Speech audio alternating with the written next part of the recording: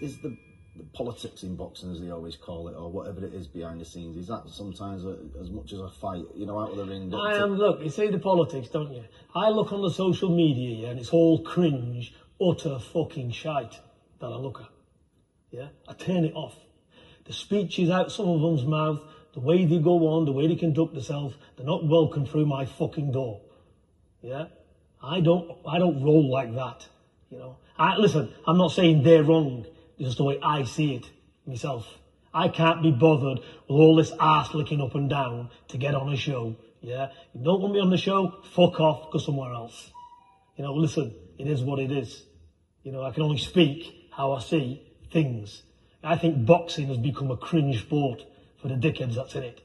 I'm interested in real fights, real fighting men, getting it down in here, getting it on in the ring. That's all we're interested in at the end of the day. We ain't interested in anything else. We ain't interested in sticking our chest out and wanting to be the best trainer in the world. We want to be this, we want to be that. You know, I want to be more famous than the fighter.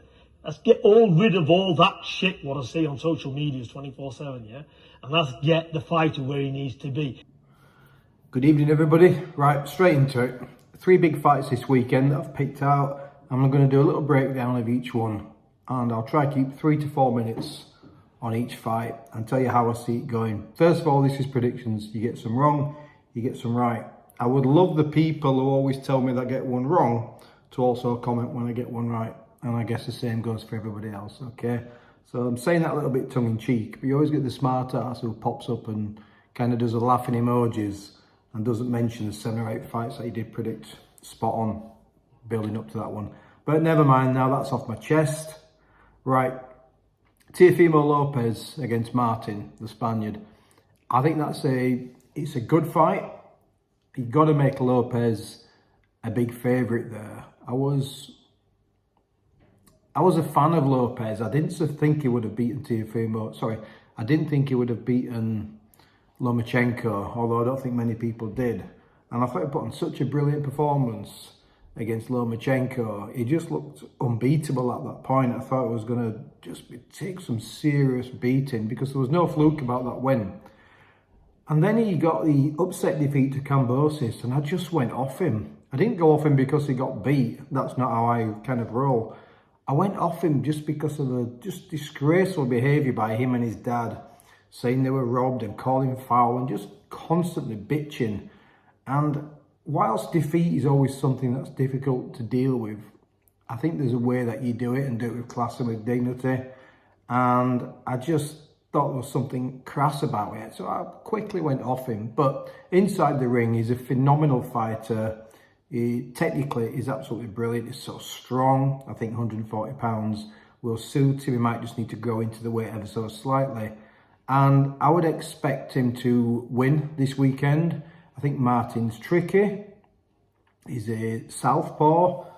He's not a big puncher.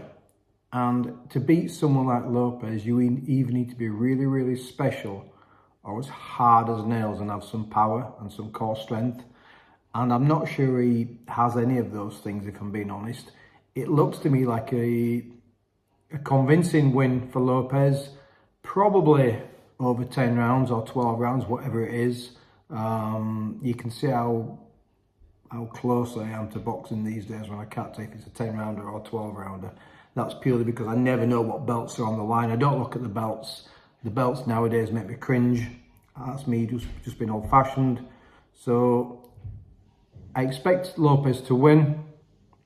I expect him to win late on or easily on points. I think he might have a little bit of trouble nailing the Spaniard down early doors, but once he starts to find his range, sinks those body shots in, makes his physicality take over, I expect him to dominate down the stretch and put on a good performance and hopefully act with dignity throughout the fight and have some humility after the fight as well. The second fight I'm going to preview, always a difficult one for me previewing Josh Warrington's fights, because people who know me know that Josh used to train at a gym where I was, and him and his father Sean O'Hagan and I speak quite often. We haven't spoken for some time actually, not since Josh's last fight, but we do speak. We kind of touch base again after a few years of not speaking. We're good now. But listen, this is my little channel. This is my predictions channel. And I've always been honest where making predictions are and where they're concerned when it involves a fighter that I know or a fighter that I've come across.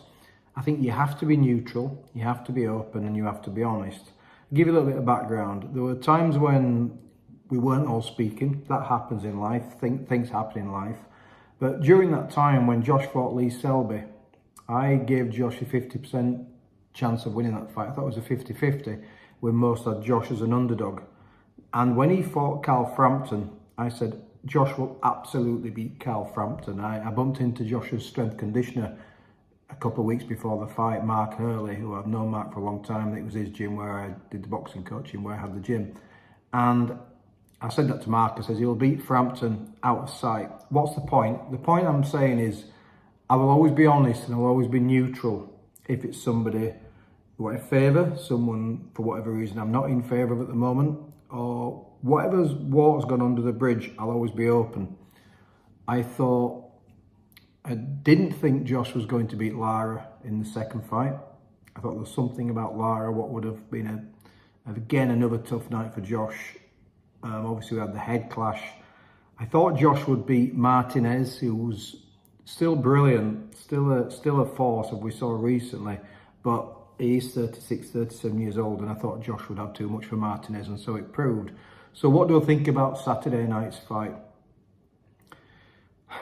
This is not a fight that anybody would have opted for, if I'm being honest. And I feel for Josh in some ways. I mean, I don't feel too much for him because he's made a lot of money from boxing. He's very popular. He's a fine young man. And he's been massively successful as a two-time world champion. So when I say I feel sorry for him, I feel sorry for the way that this fight really has just gone under the radar. It's not being massively publicised. Tickets are still available. I expect a good crowd, by the way, at the weekend. But I have seen tickets online still available. Now, there was a time when tickets wouldn't be available for a Josh Warrington fight. You don't feel the love from Eddie, do you?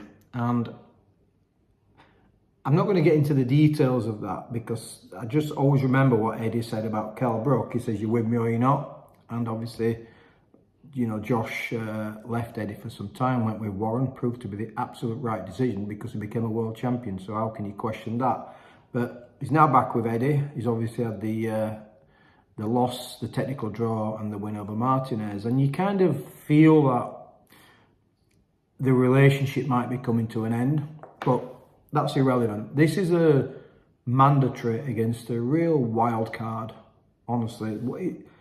Luis Alberto Lopez, before I even knew who he was, I saw him fight somebody called, I think it's Flores Jr. I had to check my notes, Flores Jr.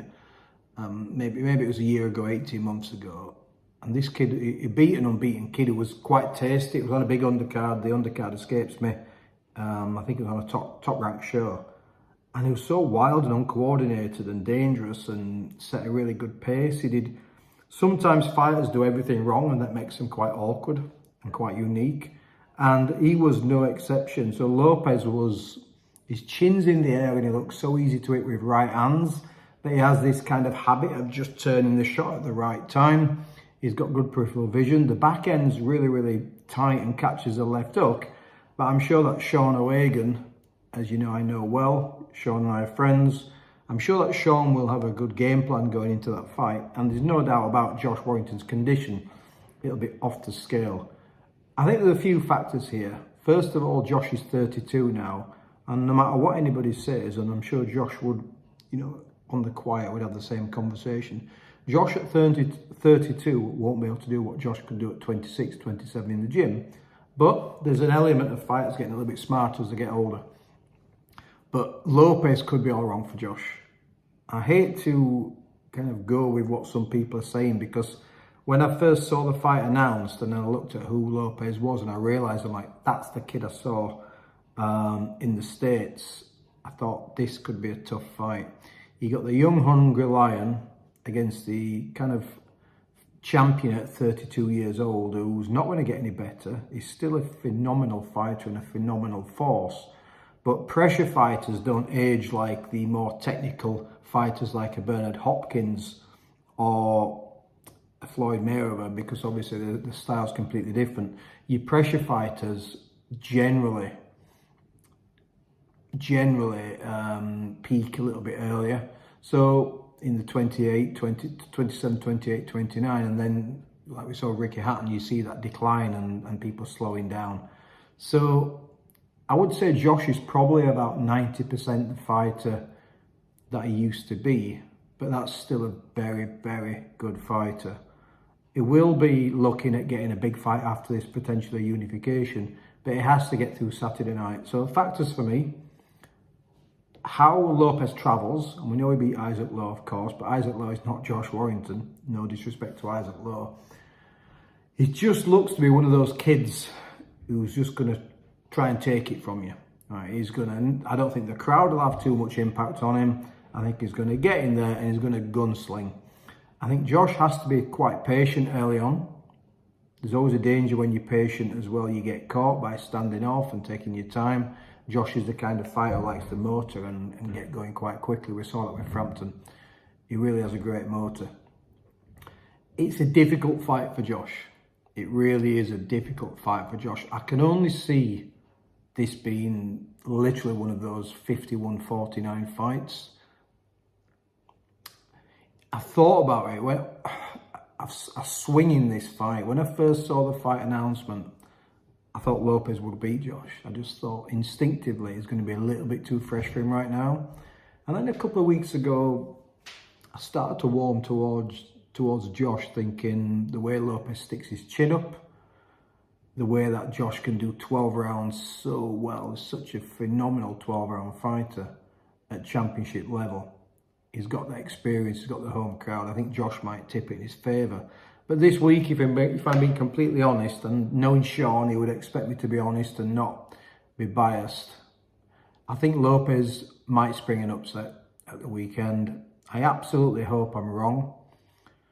It could be a tough night for Josh. We've seen the damage that Josh has had in his last two of his last three fights, with injuries and getting cut and his broken jaw and cheekbone and various things such as that. And that's because he was hit very, very hard by Lara and by Martinez. But there's also an element of fighters start to get cut and start to get injured late in their career. We saw that with Marvelous Marvin Hagler. Even the great one, Hagler, he wasn't beyond that. So it's a tough night for Josh. It's a tough night for Josh. And I'm going to tentatively go for an upset at the weekend. I'm going to have my integrity, and if I bump into Sean and Nicky Manners and maybe even Josh and I get this wrong, I'll be more than happy to say I got it wrong, because I would love Josh Warrington to win that fight. But I believe you guys expect me to be honest and to be on this one. And I think style-wise, he's going to be a nightmare. He's Lopez. He's going to be bouncing all over the place. He's got a really solid jab. He's got a lovely left hook to the body. It's a nasty, nasty left hook to the body. Josh has this mannerism that works to some extent, where if you watch how Josh stands, he literally pulls his right elbow forward. And that's quite a good defensive thing. I've seen people spar with Josh and hit Josh on the elbow, the way he brings that right elbow forward. But there's also gaps right underneath there. So the awkward angles that Lopez has, I can see him sneaking some left hooks under there and hurting Josh to the body. I think Josh will put up a fantastic performance in terms of his spirit, but I think he'll get worn down the stretch. We might have a late stoppage with maybe facial damage. I just think then upsets on the cards, and I'm going to be honest and have integrity and go with my instinct and go with what I believe and say boxing's about timing. Everything's about timing, and the timing of the young hungry lion and the old master who's just ever so slightly on the descent often proves to be the case. It's called the passing of the torch. But good luck to both fighters. That's the most important thing, that they both come out safe at the weekend, because that is a hard fight for both. But again, I'm going to go for Lopez between 10 and 12 rounds. I hope I'm wrong. I keep saying that, but I do hope I'm wrong. Okay, and then this brings me on to Terence Bud Crawford and David Avanesyan. I mean, Crawford, probably one of my favourite fighters right now in the world. I don't have that many favourites, I'm being completely honest. I think you all know that. I don't follow it like I used to. David Avanesyan, he's a real handful, isn't he? But let's not get excited by him stopping Josh Kelly. We know he's got a good record and he's beat some other good kids. And he's got Shane Mosley on his record. But Josh Kelly is not Terence Crawford. Now, Crawford is one of those fighters, you always hear me breaking fights down saying, it's about fighting in the pocket. Not just about being able to fight on the outside and counterpunch, but if you can fight inside and defend inside, you can fight. That's how I work it. Now, Avanesyan's going to come. High pressure, high tempo, pivot steps, awkward angles. But Crawford is so compact and you can just see him taking his time, catch and counter, the way he catches the shots, the way he switches stance. Really, really clever surgeon. And I think Avanesyan will start quick. He might have some early success just with sheer work rate in the first 2-3 rounds. A little bit like Sean Porter did. But I think Crawford's the master. I absolutely do. We've preferred to see him against Errol Spence, but such is boxing right now, we didn't get it. But this isn't a bad fight. Let's not criticise this fight. Avanesyan has earned his shot, and good luck to him and Carl Greaves. So we really like to see him do well. Crawford, it keeps him out there, it keeps him dominant. Let's see if we can get the big fight next year. But I think what you're going to see is, hopefully we see a very, very motivated, fit and on the money Terence Crawford and a pumped up Avanesyan who's going to prepare to leave it in the ring. And I think we'll see a really good fight. Okay, we'll have a bit of bull and matador. There'll be elements of the fighters I've just mentioned where I think Crawford will stand and trade, but he'll do so very, very smart. For those old enough to remember Livingston Bramble against Ray Mancini, when Bramble sat in the pocket and switched and effectively just took Mancini apart in Reno, Nevada, that was something special. We might see something similar to that. David Avanesyan's strong, is durable, but Crawford being too sharp, starting to really dominate from rounds 5 and 6 onwards, switching stance, definitely having success with the right jab, as well as doing everything off the right hand. I can see him just being too smart, too sharp, getting to Avanesyan. It might get him late on. It's another prediction I'm saying where we might have a late stoppage. In fact, we might get late stoppages in all 3 fights. That's how I see it this weekend. So having said that, what we're going to get now is we're going to get the complete opposite of everything I've just said. But that's the fun of boxing. And if everybody knew everything, then we'd have no fun in the sport, would we? So these are my predictions. That's how I see the fights going. I'll just recap. I've got Lopez winning comfortably. Too strong, too much pressure. The ascendance is all with him. I've got Josh Warrington getting beat, unfortunately, at the weekend. I think it's perhaps at that stage of his career where, you know, he's certainly not going to get any better.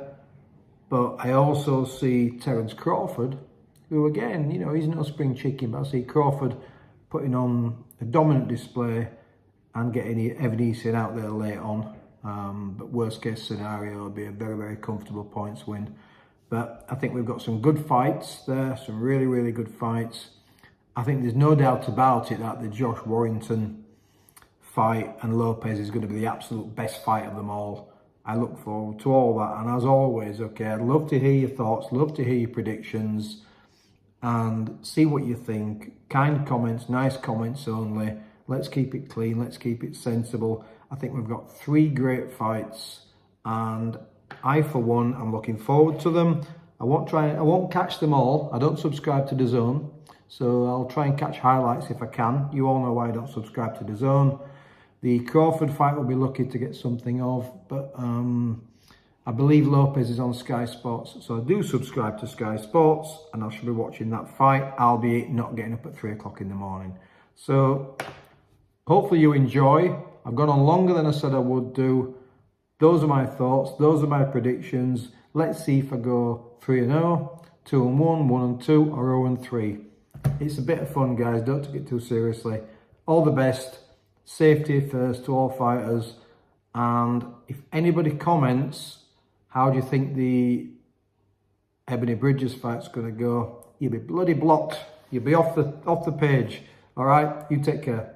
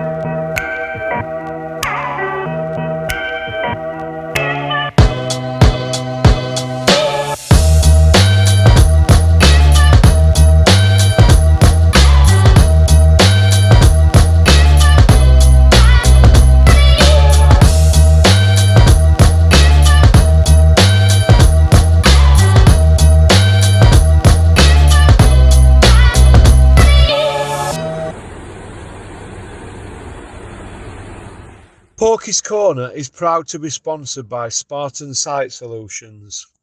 They are specialists in civil engineering and demolition contracts for the construction industry. Interested parties should visit their website or contact Porky's Corner for a referral at porkycorner@mail.com.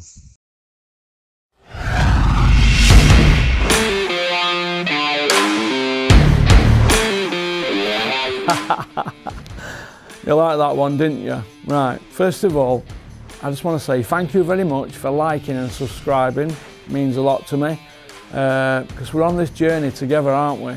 So anybody got any ideas for the channel, fire them over to me, porkycorner@mail.com. All right, shout out to Innovation Alloys and South Yorkshire Packaging. All right, don't forget to subscribe, keep on trucking.